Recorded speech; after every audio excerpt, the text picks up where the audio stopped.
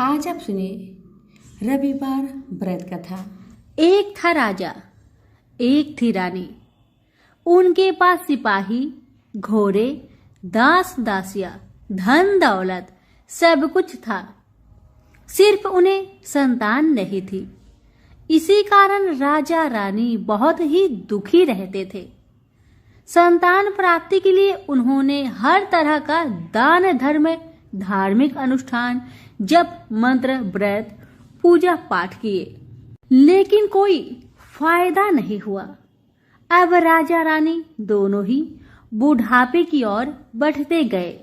बुढ़ापे की ओर जैसे ही बढ़ते गए वैसे ही दोनों गहन सोच में पड़ गए। ये सोचकर कि उनकी कोई संतान नहीं है तो फिर इतने बड़े राज्य का क्या होगा? कौन बनेगा इस राज्य का वारिस? कौन लेगा प्रजा की जिम्मेदारी? राजा रानी दिन रात इसी चिंता में रहने लगे। उन्हें तो अब खाना पीना भी अच्छी नहीं लगती। एक सुबह की बात है कि राजा के दरबार में एक साधु जी आए तो दासी रानी को इतला करती है। तब वह दासी से कहती है, यह मेरा अंतिम दान धर्म है। इसके बाद में अपने हाथों से कोई दान धर्म नहीं करूंगी। रानी चावल भरा छाछ हाथ में लेकर बाहर आती है और साधु की झोली में भिक्षा डालने के लिए आगे बढ़ती है तो उसके चेहरे पर छाई हुई चिंता साधु की दृष्टि में आती है। वह पूछते हैं, क्या बात है रानी साहिबा, क्या हुआ है? आप इतनी चिंतित और उदास क्यों है? तब रानी ने साधु महाराज को अपनी सारी व्यथा सुनाई और सिसकने लगती है। उस पर वह साधु कुछ पल गंभीर हो जाते हैं और कहते हैं, चिंता मत करना रानी साहिबा, आपकी संतान होगी, आपकी इच्छा पूरी हो जाएगी। चिंता ना करे, आपकी कोख से एक पुत्र जन्म लेगा। मात्र वह 14 साल तक ही आप लोगों को मिलेगा। उसके आगे वह इस मृत्यु लोक में नहीं रह पाएगा। इससे बढ़कर आपको कुछ देना मेरे लिए संभव नहीं है।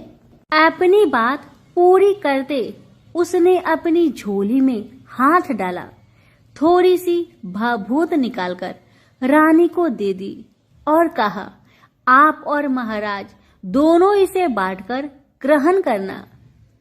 आपको जल्द ही पुत्र प्राप्ति होगी। इतना कहकर साधु अपनी राह में चले गए। उनके जाने के बाद रानी सोचने लगी, 14 साल तो 14 साल ही सही, उतने समय के लिए हमें पुत्र तो मिलेगा, यही काफी है।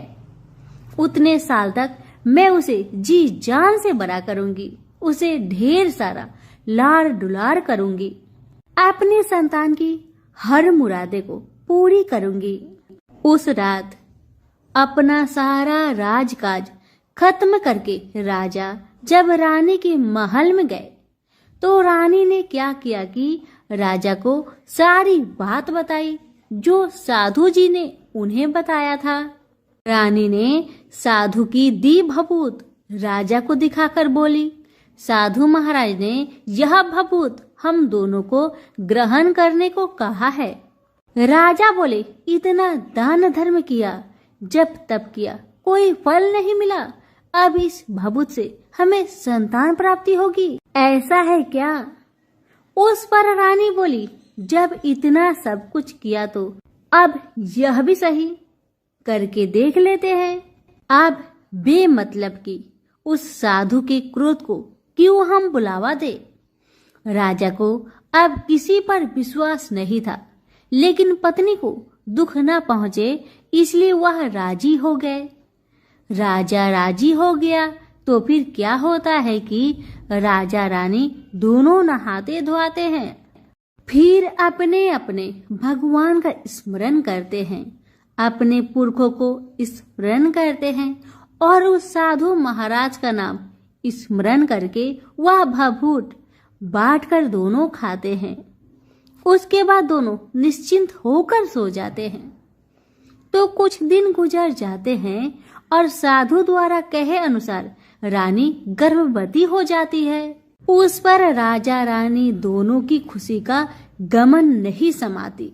राजा रानी से बोला, महारानी सचमुच साधु महाराज की कृपा हो गई। समय बीतते गया, 9 महीना पूरा हो गया तो रानी ने एक सुंदर गोरे पुत्र को जन्म दिया।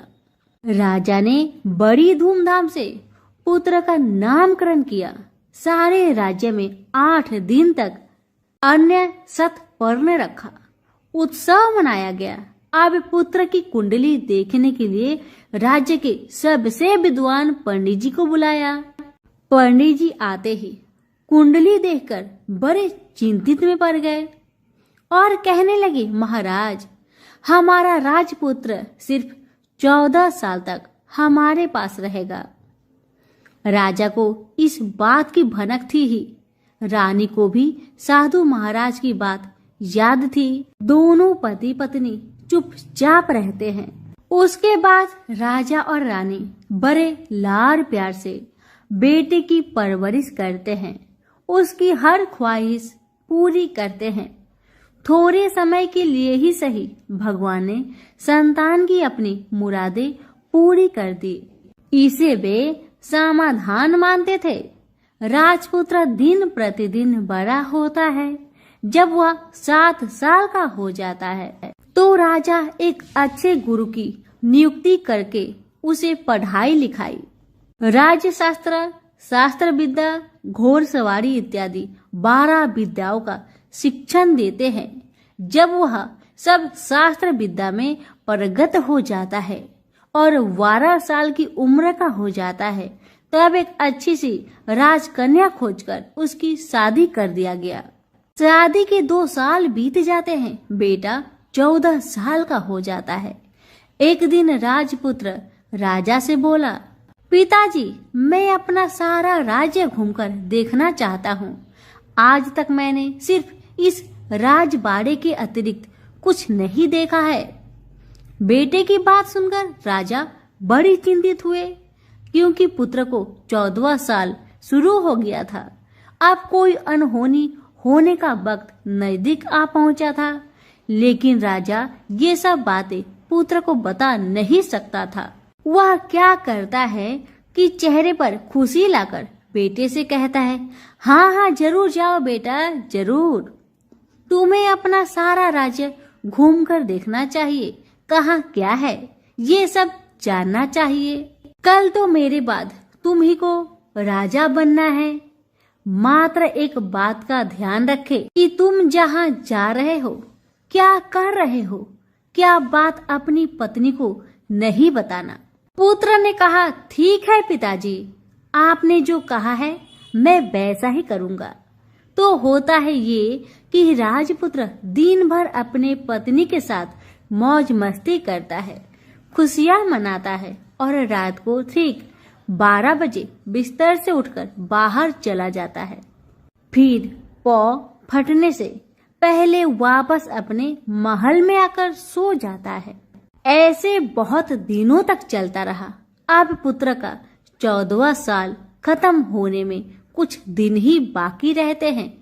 इतने में ये होता है कि उसकी पत्नी यानी छोटी रानी रात में जाग जाती है।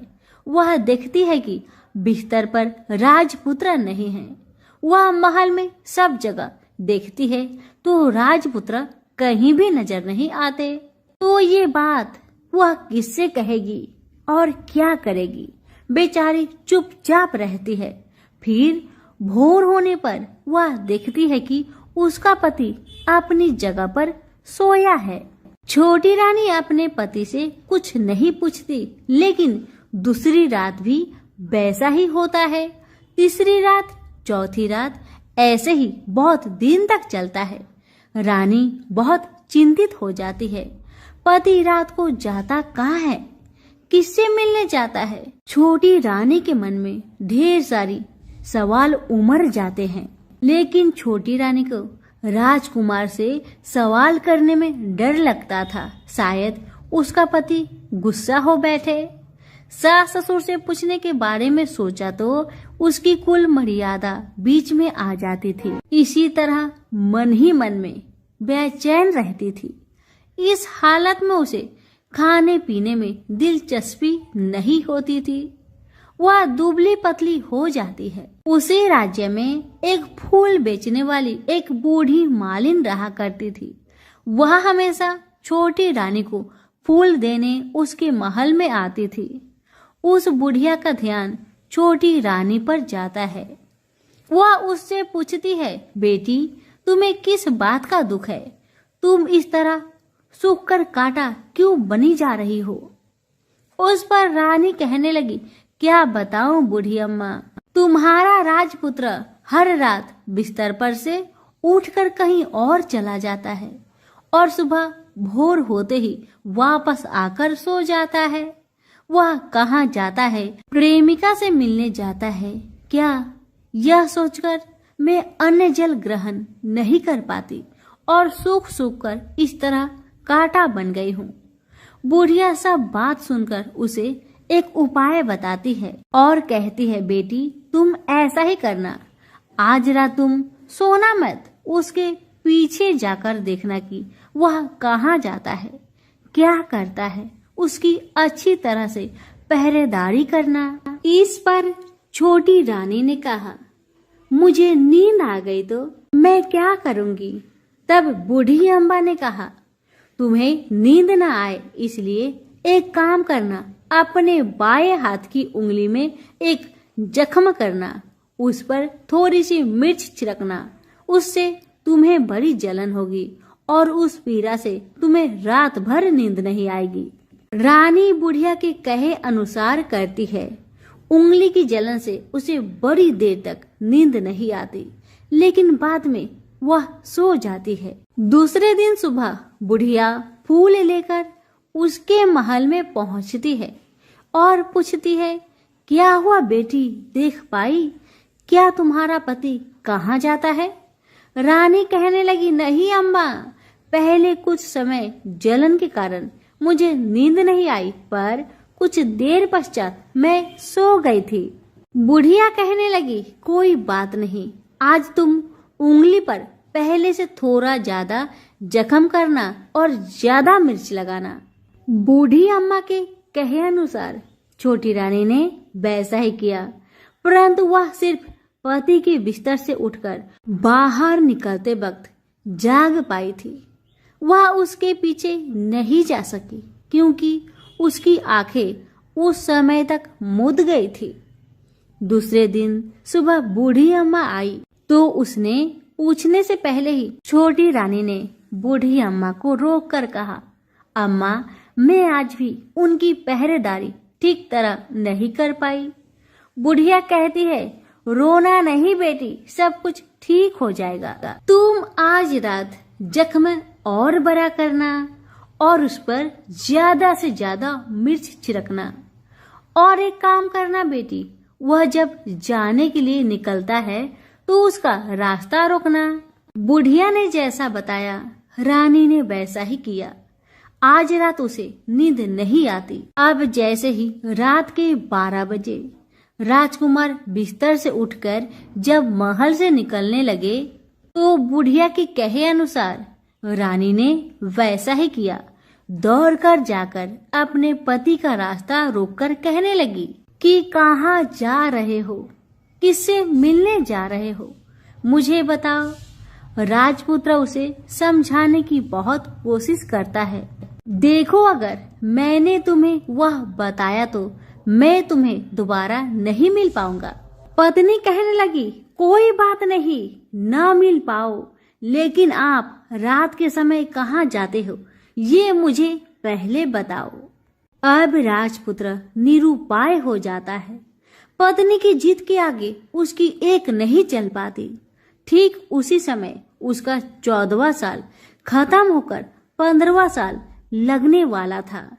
जो होता है वह हो जाने दो, वह सोचता है। कुछ चावल मंत्रों से सिद्ध करके पत्नी को देकर कहता है, इन चावलों के दानों को दोनों हाथों की मुट्ठी में पकड़ना। पहले दाएं हाथ में पकड़े चावल मेरे ऊपर फेंकना। मैं कौन हूँ तुम्हें पता चल जाएगा। बाद में बाएं हाथ में पकड़े चावल मेरे ऊपर फेंकना। मैं जैसा था तुम्हें मिल जाऊंगा। लेकिन यदि तुम बाएं हाथ के चावल मेरे ऊपर फेंकना भूल गई तो मैं तुम्हें कभी नहीं मिल पाऊंगा। राजकुमारी ने कहा, मैं नहीं भूलूंगी। रानी बड़े आत्मविश्वास के साथ कहकर दाएं हाथ में पकड़े चावल पति के ऊपर फेंक दिया तो राजपुत्र एकदम एक विशाल घोड़ा बन जाता है। एकदम उद्यमा सफेद गर्दन पर लंबी आयल देखते देखते वह तेजी से दौड़ने लगता है। रानी उस घोड़े को एकदम आश्चर्य से देखने लगती है और पति ने बाएं हाथ के चावल फेंकने की जो बात कही थी वह भूल जाती है। उसकी आंखों के सामने घोड़ा महल से बाहर निकलकर चला गया। घोड़ा जो महल से बाहर गया तो वह वापस नहीं आया। अब रानी को बड़ा पश्चाताप हुआ। वह स्वयं को कोसने लगी, लेकिन अब कोई फायदा नहीं होने वाला था। राजपुत्र अब वापस नहीं आने वाला था। सुबह होते ही महाराजा महारानी को सब बात पता चली। उन्हें बहुत दुख हुआ। वे बिस्तर पकड़ते हैं और राह देखते हैं कि एक दिन उनका बेटा वापस आ जाए।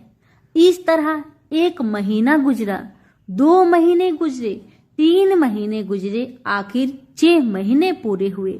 राजपुत्र का कोई आता पता नहीं लगा। प्रधान राजपुत्र को ढूंढने के लिए राज्य के गांव-गांव सिपाही भेजा गया, लेकिन उन्हें कोई सफलता नहीं मिली। इधर रानी अपनी हठ के कारण पति गायब हो गया। यह सोचकर स्वयं को मन ही मन कोसती रही और प्रण लेती है कि कुछ भी करके पति को ढूंढ लाएगी और उसे वापस घर ले आएगी। एक दिन वह सुबह उठकर सास ससुर के महल में जाती है और कहती है कि मैं अपने पति की खोज में जा रही हूँ। महाराजा महारानी को और क्या चाहिए था, बस उनका बेटा उन्हें वापस मिल जाए। बहू को उन्होंने अनुमति दे दी और कहा कि बेटी तुम्हें जहाँ जाना है जाओ, जो करना है करो, पर मेरा बेटा को लेकर ही वापस आना। भगवान तुम्हें कामयाबी दे। अब रानी क्या करती है कि अपना शाही भेष बदलकर एक सेठानी बन जाती है। कुछ दास दासियों को, कुछ नौकरों को साथ में लिया, कुछ सामान साथ लिया और राज्य की सीमा पर जाकर वहां एक भोजनालय खोल दिया। वह आने वाले सब यात्रियों को खाना मुफ्त में देने लगी। मात्र एक शर्त रखी कि खाने वालों को उसकी देखी कोई अजीब चीज उसकी मालकिन को यानी राजकन्या को बतानी पड़ेगी। तो वहां आने वाला हर नागरिक अपनी तरफ से मैंने यह देखा, मैंने वह देखा कहकर वहां से मुफ्त खाना खाकर जाता था। परंतु रानी को जो बात चाहिए थी वह अब तक किसी से नहीं मिली थी। ऐसे ही कुछ दिन बीत गया तो इधर होता है कि रानी के महल फूल लेकर जाने वाली बुढ़िया के एक बेटा और बहू थे। उनका एक छोटा बेटा था, यानी बुढ़िया का एक पोता था। बेटा और बहू सुबह काम के लिए निकलते थे तो पोते को संभालने की जिम्मेदारियां बुढ़िया पर रहती थी। बुढ़िया दिन भर पोते को संभालती थी। एक दिन होता है कि बुढ़िया को पान खाने की आदत थी, तो पान खाने के लिए चूना चाहिए था। बुढ़िया उसे तैयार करने के लिए सीपियां लेकर आई। इन सीपियों भूनने के लिए गोबर के कंडे चाहिए थे। कंडे इकट्ठा करने के लिए वह बांस की टोकरी लेकर चरवाहे के मैदान में गई। वहां बहुत सारे कंडे थे। उन्हें जमा करते करते उसे घर आने में अंधेरा हो गया। इस और शाम होते ही काम से वापस बेटा बहू घर पहुंचे तो देखा कि बच्चा घर पर अकेला है और रो रहा है। वे दोनों गुस्से से लाल पीले हो गए। इतने में बुढ़िया घर आ पहुंची। बेटा ने पूछा, पोते को घर पर अकेला छोड़कर तुम कहाँ गई थी? बुढ़िया बताने लगी कि मैं गोबर के कांडे इकट्ठा करने गई थी। इस पर बेटा बोला, दोबारा बच्चे को अकेला घर पर छोड़कर यदि कहीं गई तो मैं तुम्हें बहुत पीटूंगा। बुढ़िया कहने लगी, नहीं बेटा, फिर कभी ऐसा नहीं करूंगी। लेकिन दूसरे ही दिन बुढ़िया वह बात भूल गई और फिर चरवाहे के मैदान पर कांडे इकट्ठा करने चली गई। शाम को जब बेटा बहू काम से वापस लौटे तो देखते हैं कि बच्चा घर पर अकेला है और वह रो रहा है। अब उसके बेटे की सहन शक्ति खत्म होने लगी और बुढ़िया के वापस आने पर उसे घर से निकाल दिया। बुढ़िया रात भर घर के बाहर अंधेरे में बैठी रही और सुबह होते ही हाथ में टोकरी लेकर कंडे इकट्ठा करने के लिए निकल गई। उस दिन उस पर कंडे इकट्ठा करने का मानो पागलपन सवार था। कंडे इकट्ठा करते करते जब अंधेरा छा गया उसे मालूम ही नहीं चला।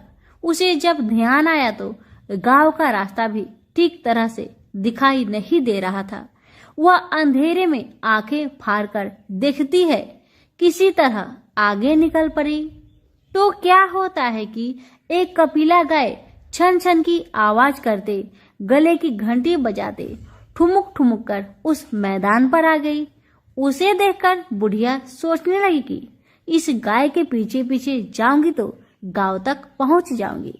तब बुढ़िया उसके पीछे पीछे जाने लगी। वह गाय क्या करती है कि उस मैदान से लेकर एक एक करके 6 मैदान पार करती है।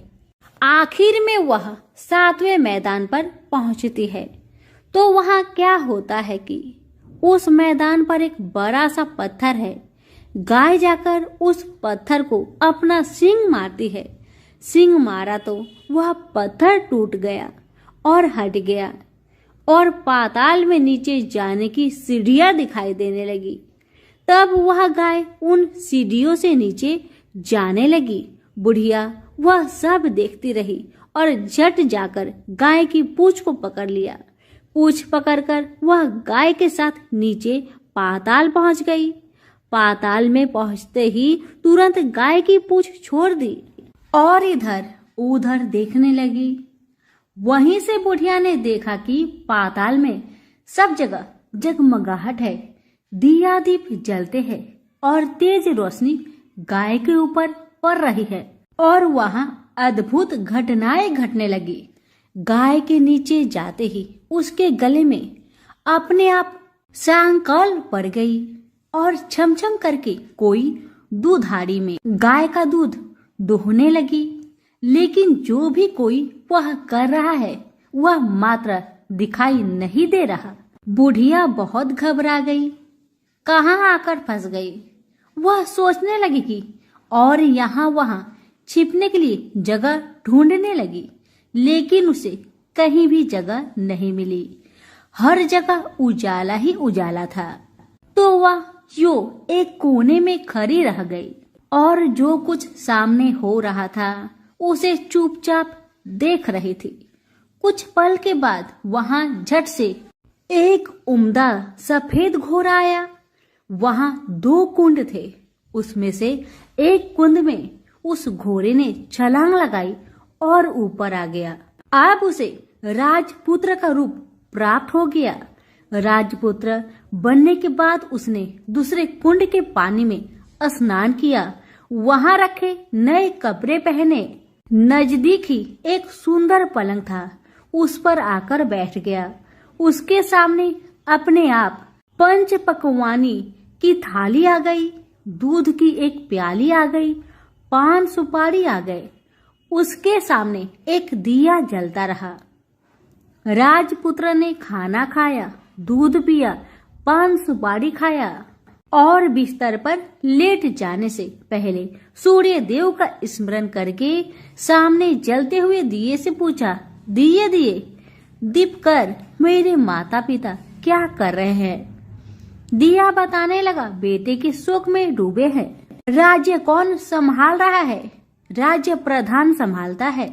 मेरी पत्नी क्या करती है? दिया बोला, उसने चौराहे पर भोजनालय शुरू किया है और आते जाते लोगों से वह नई खबर के बारे में पूछती है। दिए के यह कहते ही राजपुत्र कहने लगा, ठीक है।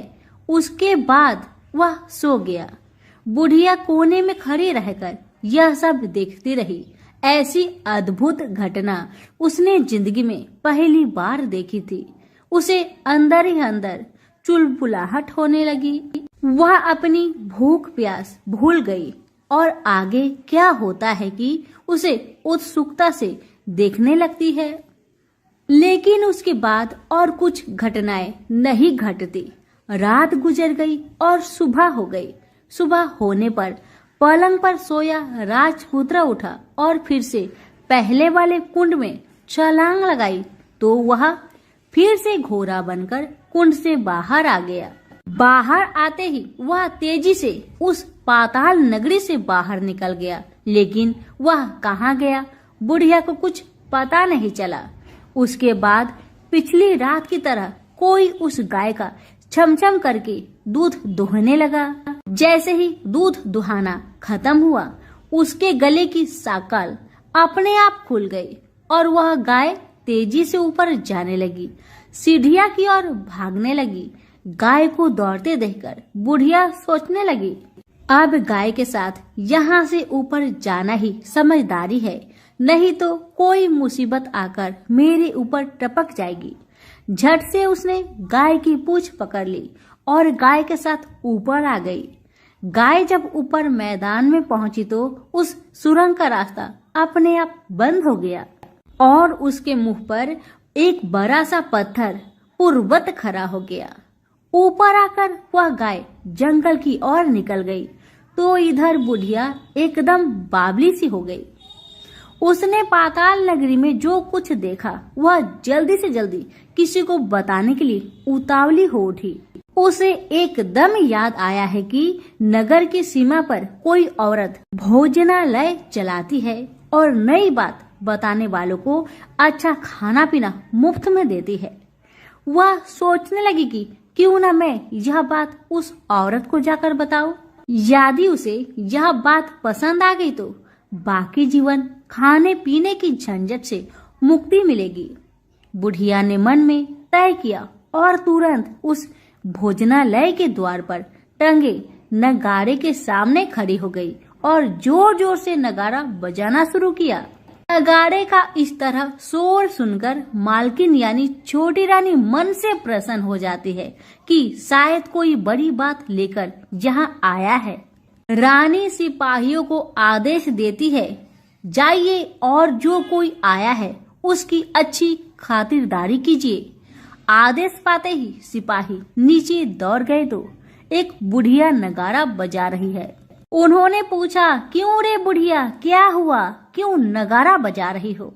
बुढ़िया बोली, कुछ नहीं बेटा, यहाँ खाना मिलता है ना, इसलिए आई हूँ। बुढ़िया ने सिपाहियों से बोला, खाना मिलेगा? सिपाही बोले, हाँ मिलेगा, लेकिन तुझे कोई नई बात बतानी पड़ेगी। बुढ़िया बोली, हाँ बताऊंगी, एक बात मालूम है मुझे। इस पर सिपाही उसे अंदर लेकर आए। उनको मालकिन का आदेश था कि जो कोई बूढ़ा बुजुर्ग वहां आए उनके साथ अच्छी तरह पेश आना, उनका अच्छा आदर आतिथ्य करना। तो सिपाही ने इस बुढ़िया का भरपूर आदर आतिथ्य किया। उसे बड़ी सी थाली भरकर व्यंजन परोसते हैं। बुढ़िया कुछ दिनों से भूखी थी, वह खाने पर टूट पड़ी। खाना खाने के बाद सिपाही ने उसे नई साड़ी पहनने को दी। उसके बाद उसे लेकर रानी के पास आए। बुढ़िया और रानी ने तुरंत एक दूसरे को पहचान लिया। बुढ़िया बोली, बेटा तुम हो? और रानी बोली, बुढ़िया अम्मा आप है? बड़ी देर तक दोनों भली भांति की बातें करती रही। आखिर कुर्बानी बुढ़िया से कहने लगी, अम्मा अब बताओ तुमने क्या बात नई देखी है? बुढ़िया बोली, मैंने कोई नई बात देखी नहीं है, वह तो मेरे पास तुम्हें देने के लिए खाने के लिए पैसे नहीं थे, इसलिए मैंने झूठ कहा और नगारा बजाया। रानी ने कहा, अम्मा घबराना नहीं, मैं किसी को तुम्हारा नाम नहीं बताऊंगी। फिर भी बुढ़िया मैंने क्या देखा, कब देखा करके आनाकानी करने लगी। इस पर कुंवर रानी ने उससे कहा, देखो अम्मा, यदि तुमने मुझे वह नई बात बताई तो मैं जिंदगी भर तुम्हारी देखभाल करूंगी, तुम्हें रानी माता की तरह रखूंगी। अब बुढ़िया बताने को तैयार हो गई। उसने जो कुछ उस चर गवाहे वाले मैदान पर देखा था वह सब कुछ कुंवर रानी को बता दिया। बुढ़िया की वे बात सुनकर कुंवर रानी को यकीन हो गया कि वह राजपुत्र उसी का पति है। वह तुरंत बुढ़िया से कहने लगी, अम्मा मुझे उस जगह पर ले चलो। तब बुढ़िया बोली, नहीं बेटी, वह पाताल राज्य है, साफ है, यदि किसी ने तुम्हें देख लिया तो तुम्हारी जान खतरे में पड़ सकती है। लेकिन रानी उसकी एक भी नहीं सुनती, उसे उस जगह ले जाने के लिए हठ करने लगी। आखिर में बुढ़िया ने उसका कहना मान लिया और कहने लगी, ठीक है, मैं तुम्हें वहां लेकर चलती हूँ, पर आज नहीं, कल वहां जाना है तो शाम को ही जाना होगा। तो दूसरे दिन दोपहर को रानी बुढ़िया के साथ उस मैदान पर गई और एक जगह छुपकर गाय की आने की राह देखने लगी। दिन ढलते ही अंधेरा घेरने लगा है और गाय हमेशा की तरह वहां आ गई। मैदान के उस कोने में जाकर उसने पत्थर पर सींग मारा तो झट से पत्थर हटकर वहां सुरंग में जाने का रास्ता खुल गया। गाय उस रास्ते से नीचे उतरने लगी तो बुढ़िया रानी से कहने लगी, जल्दी आगे बढ़ो बिटिया, हम गाय की पूंछ पकड़कर नीचे उतरेंगे। तो दोनों गाय की पूंछ पकड़कर नीचे उतर गई। बुढ़िया पहले जिस कोने में छिपी हुई थी उसी कोने में छिप गई। अब नीचे सब कुछ पहले जैसा घटित हो रहा था। गाय के गले में अपने आप साकल पड़ गई। कोई अदृश्य रूप से उसका दूध दोहने लगा। एक सफेद उद्मा घोड़ा ने आकर एक कुंड में छलांग लगाई तो राजपुत्र के रूप में ऊपर आया। वह राजपुत्र दूसरे कुंड में नहाने लगा। बाद में उसके सामने खाने की थाली आ गई, दूध की प्याली आ गई, पान बीरा आ गई।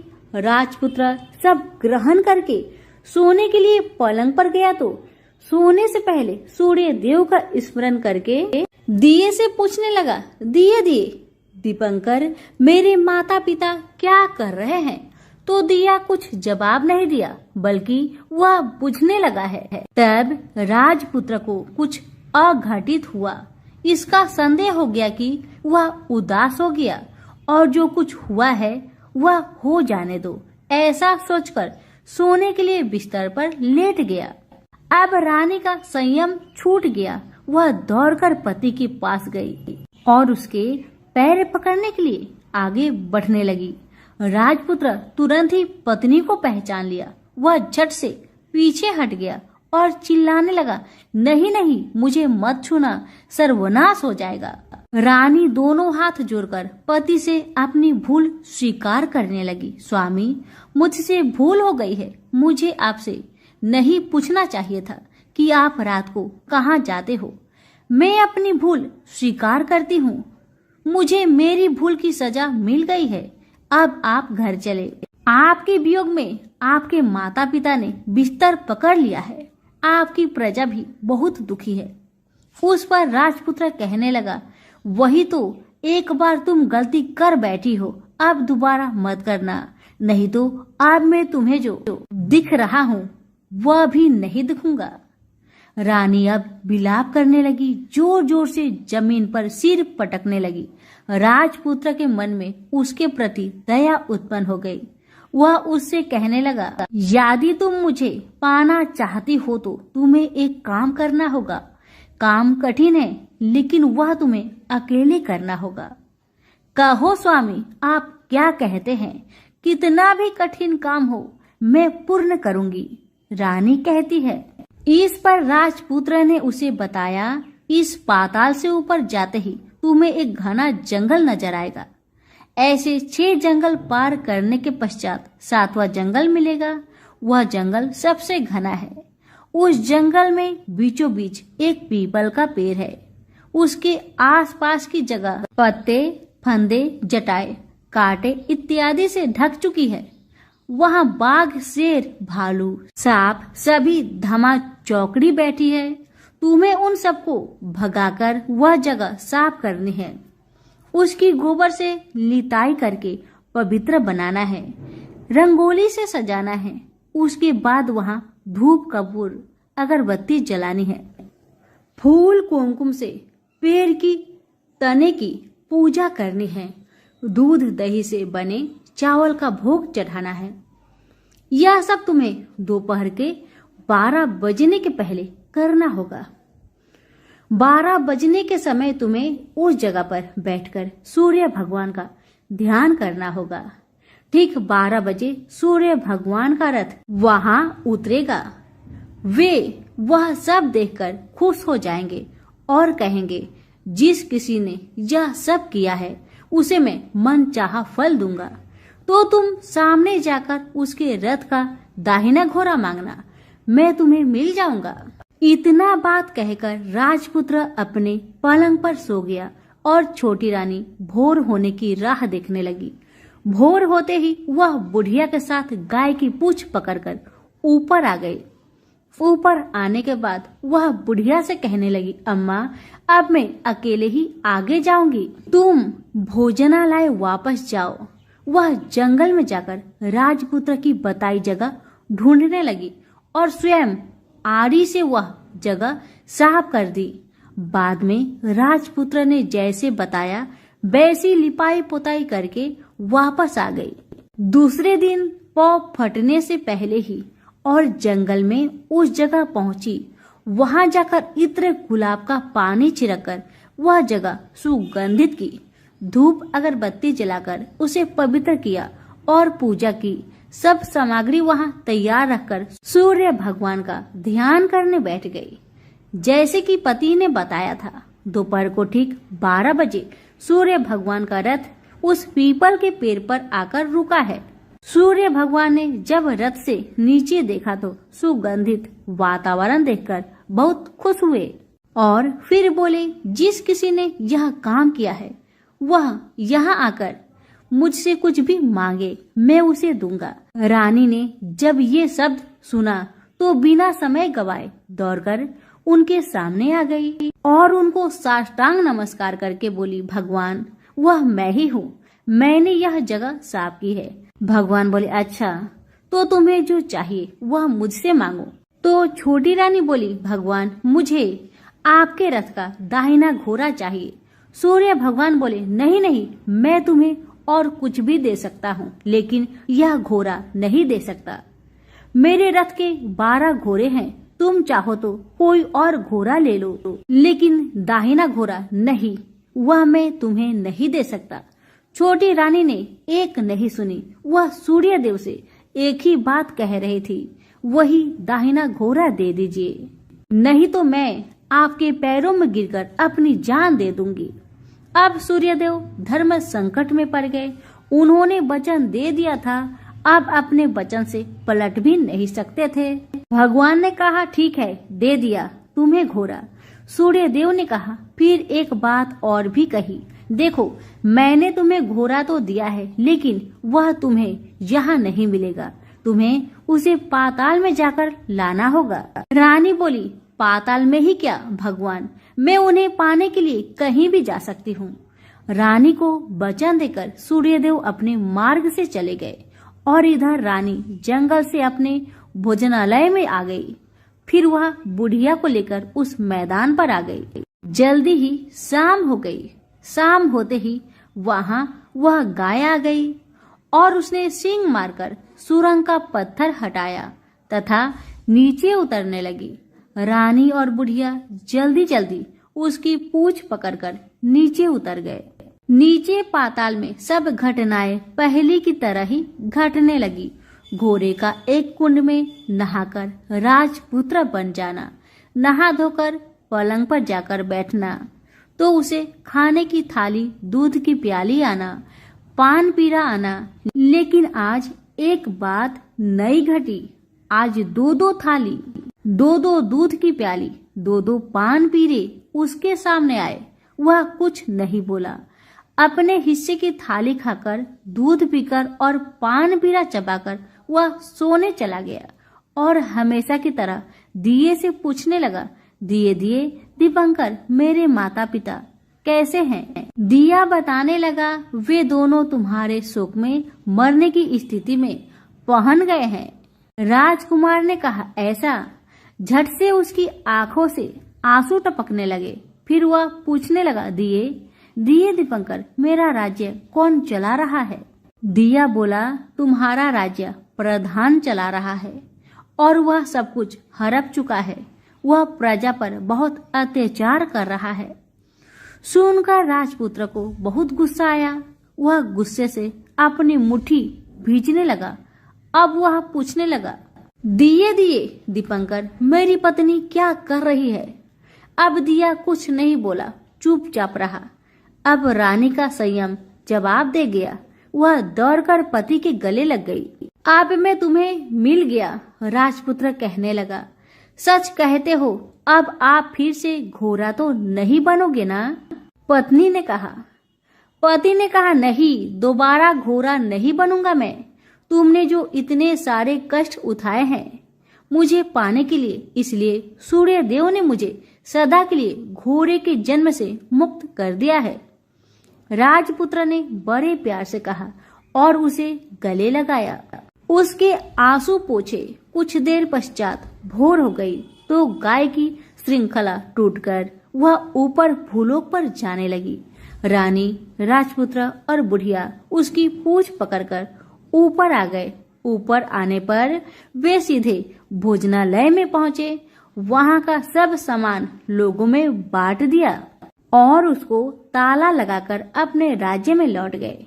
राजपुत्र वापस आता और उसके तेवर देखकर प्रधान घबरा गया। राजपुत्र ने उसे बंदी बनाकर कैद खाने में डाल दिया और राज्य की बागडोर अपने हाथ में ले ली। उसके बाद वह अपने माता पिता को मिलने उनके महल में गया। तब राजपुत्र क्या देखता है कि उसके माता पिता उसके शोक में सी पंजर बने हुए हैं। पुत्र को वापस आया देखकर मरणासन राजा रानी की आंखों से टप टप आंसू बहने लगे। इन दोनों ने पुत्र को गले लगाया, उसे प्यार से सहलाया। इतना होने के बाद उनके सेहत में एकदम सुधार आने लगा। वे अब बिस्तर से उठकर बैठ गए। पुत्र को आशीष देने लगे। राजपुत्र के आने की खबर तुरंत राज्य भर में फैल गई। प्रजा खुशी से फूली नहीं समाई। प्रजाजन राजमहल के सामने इकट्ठे हो गए। राजपुत्र ने भी उन्हें दर्शन दिए और आज से उन्हें कोई दुख नहीं पहुंचाएगा, ऐसा वचन भी दिया। अब राजा अपने पुत्र का राज्य अभिषेक करके उसे सिंहासन पर बैठाता है और बहू को महारानी का दर्जा देता है और स्वयं अपनी पत्नी के साथ ईश्वर स्मरण करते हुए खुशी से दिन बिताता है। महाराज बना राजपुत्र अच्छी तरह से राज्य चलाने लगा और अपनी पत्नी के साथ सुख शांति से जीवन बिताने लगा। उस बुढ़िया को रानी ने अपने ही पास रख लिया।